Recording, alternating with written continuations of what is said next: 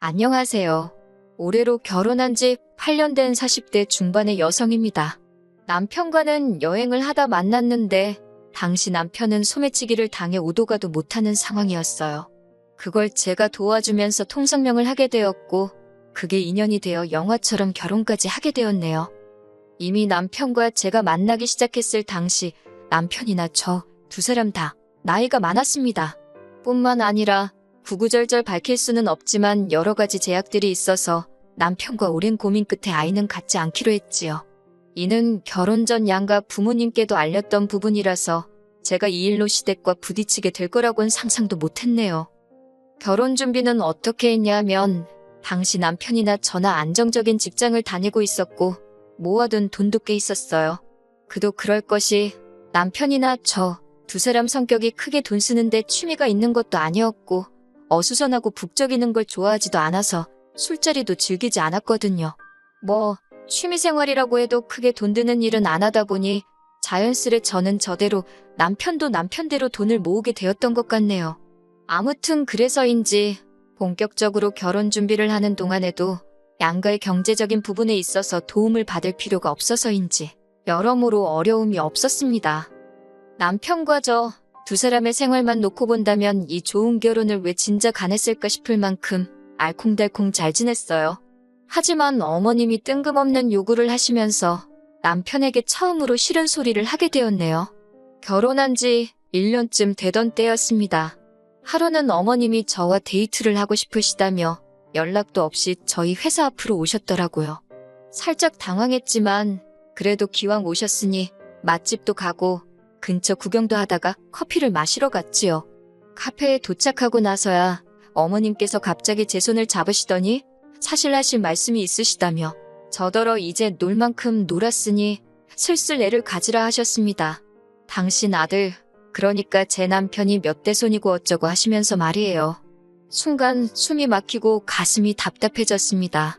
제가 어머님께 처음 인사드리러 갔을 때 분명히 딩크로 살겠다고 말씀드리지 않았냐. 어머님께서도 저희 둘만 잘 살면 된다 하셔놓고 왜 갑자기 말을 바꾸시냐 했어요. 그러자 하신다는 말씀이 그래도 둘이 같이 살기 시작하면 마음을 바꿔먹을 줄 아셨답니다. 그러면서 당신 주변 분들은 이제 손주 크는 거 보는 재미로 산다는데 당신은 어디 가서 할 말도 없고 기가 팍 죽는다면서 요새 사는 재미가 없으시대요. 이러다 하루아침에 당신과 아버님이 콱 죽기라도 하면 저희더러 미안해서 어쩌려고 그러냐고요. 어머님의 궤변이 솔직히 너무 황당했어요. 저는 어머님께 아무리 그러셔도 못 낳는다고 선을 그었습니다. 벌써 제 나이가 얼만 줄 아시냐. 남편 나이는 또 어떻고 여러모로 걱정되는 바가 많아서 처음부터 안 낳기로 한 거다. 마음을 바꾸시라 했네요. 그러자 어머님께선 제가 이렇게 이기적인 줄 몰랐답니다. 당신 아들도 당신이 잘 아는데 실은 애를 가지고 싶을 거라나요? 그런데 저 때문에 안 갖는다 한 게 분명하다며 제가 못된 거고 이기적인 거고 나쁜 거라시대요. 결국 어머님과의 데이트는 엉망이 되었고 집에 돌아온 제가 먼저 퇴근한 남편을 붙들고 오늘 있었던 일을 이야기했습니다. 남편 역시 황당해하며 갑자기 어머님께서 왜 그런 말씀을 꺼낸지 모르겠답니다. 무조건 자기가 다 미안하다면서요. 그리고는 한 번만 더 또 그런 식으로 말씀을 하시면 그냥 남편인 자기한테 문제가 있다고 그러랍니다. 아들이 문제 있다는데 뭐 어쩌시겠냐고요. 그러면서 제가 원하면 당장이라도 어머님께 전화해서 따지겠다는데 그건 제가 말렸어요. 지금 바로 그래봤자 아들 조종하는 못된 며느리 소리나 들을 게 뻔했으니까요. 그리고 며칠 뒤 아버님의 생신을 축하하기 위한 자리에서 어머님은 또 다시 손주 이야기를 꺼내셨습니다.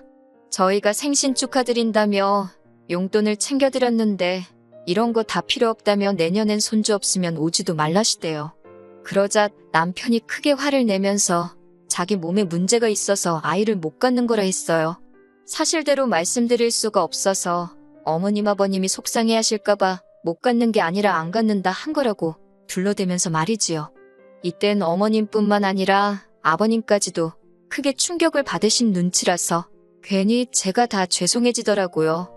그래도 덕분에 소위 어머님의 손주 타령은 멈춰졌습니다. 그리고 얼마 지나지 않아 집안에 생각지도 못한 소식이 들려왔어요. 신우가 시집을 가겠다며 남자를 데리고 왔거든요. 문제는 이걸 문제라고 하는 게 맞나 싶긴 한데 신우는 저희 남편보다 12살이 어린 동생이에요. 다시 말하자면 시집 가겠다 하던 당시 신우 나이가 25인가 26인가 그랬거든요.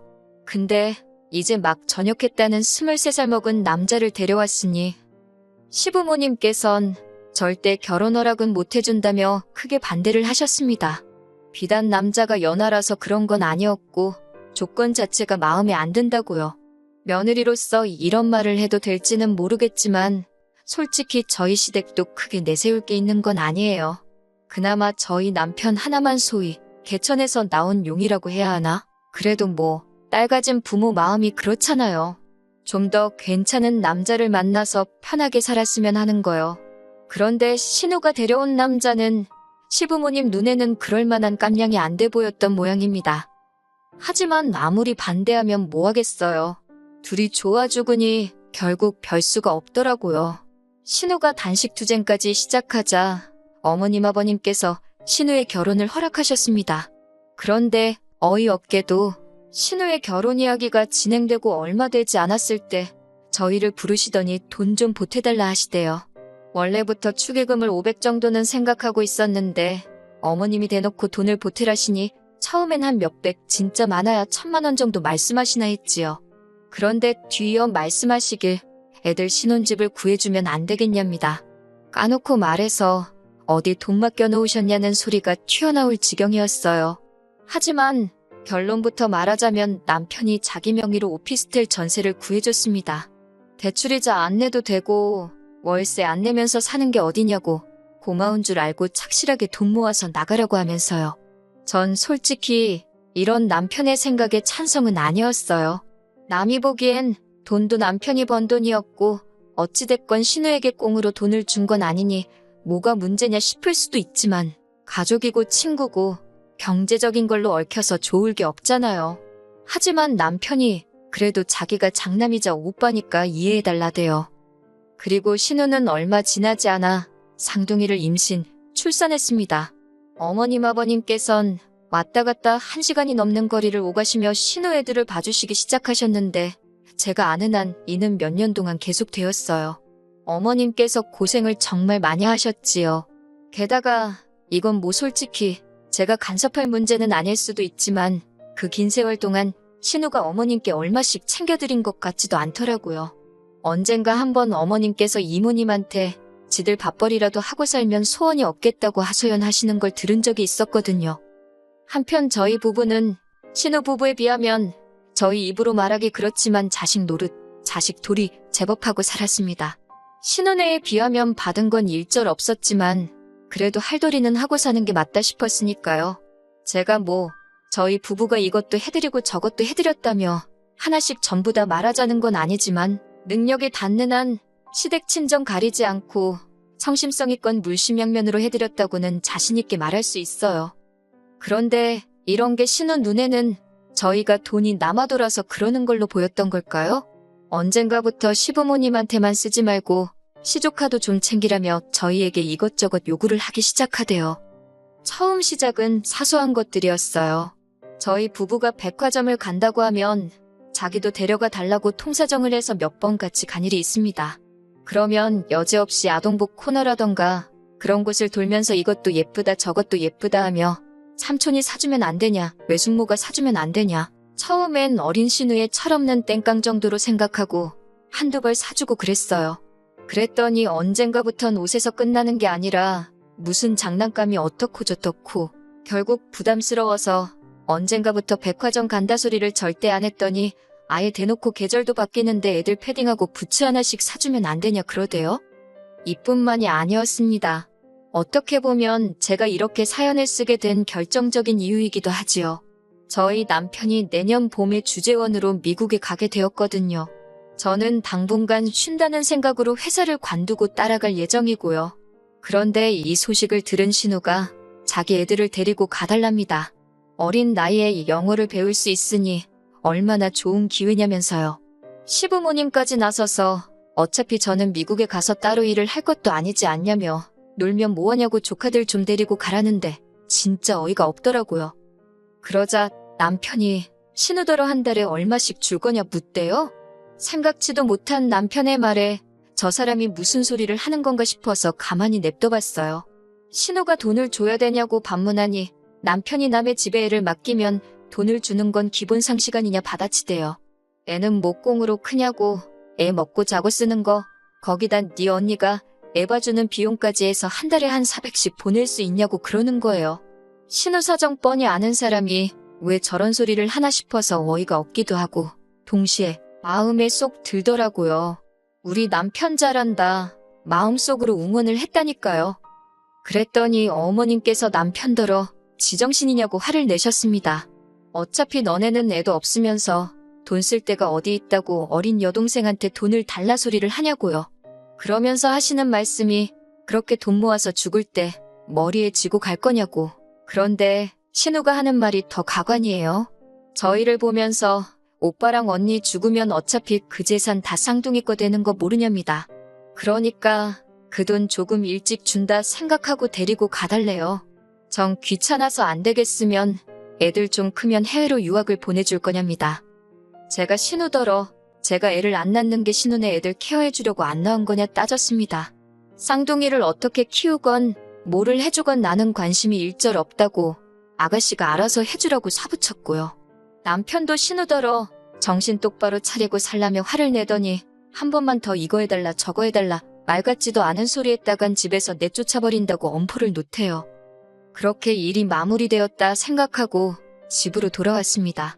그런데 그날 밤 바로 또 신우에게 연락이 왔어요. 전화기 너머로 서럽게 울면서 말이지요.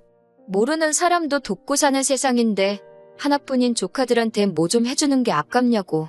자기가 인터넷 찾아봤는데 저희 재산, 저희 죽으면 다 조카들 거 되는 거 맞다고. 여기까지는 아까도 다 했던 이야기지 싶어서 저도 그냥 옆에서 듣고만 있었어요. 그런데 신우가 마지막으로 한 말이 아주 충격적이었습니다. 오빠인 남편이 먼저 죽고 새언니인 제가 남은 재산 가지고 다른 남자랑 재혼이라도 하면 자기 애들은 불쌍해서 어쩌냐입니다. 사람 이름 모르는 거라며. 그러니까 새언니가 반대하는 거 다 안다면서 새언니인 저 모르게 자기하고 쌍둥이 좀 챙겨달라나요? 자기는 믿을 사람이 오빠밖에 없다면서. 기가 차고 코가 차서 남편을 쳐다보니 남편도 당장 터질 듯이 얼굴이 벌개져 있더라고요. 그러더니 전화기에다 대고 야, 이 미친 X라고 욕을 하더라고요. 이후로도 정신 나간 X야 뭐야 하면서 너 왜 이렇게 됐냐고. 이따위 생각이면 2번 다시 연락하지 말라대요. 족하고 나발이고 니 때문에 꼴도 보기 싫다며 사는 오피스텔도 당장 팔아버릴 거니까 이사갈 각오나 하고 있으라며. 저는 저희 남편이 그 정도로 화를 내는 걸 그때 처음 봤네요. 그리고 정말 남편은 다음 날 아침 날이 밝자마자 부동산에 가서 오피스텔을 내놨습니다. 정말 단단히 열이 받았구나 싶대요. 그리고는 남편이 저만 동의해준다면 우리 둘 죽고 난 뒤 재산은 어디 암센터 같은데 기부해버리고 싶다길래 그러라 했어요. 이후로 신우는 여전히 앓는 소리 하면서 지 오빠는 무서운지 그리고 지가 뭐라 짓거렸는지 제가 모른다고 생각하는지 저한테 언니 하면서 연락을 해옵니다. 저는 들어주는 척은 하고 있지만 아무것도 해줄 생각은 없어요.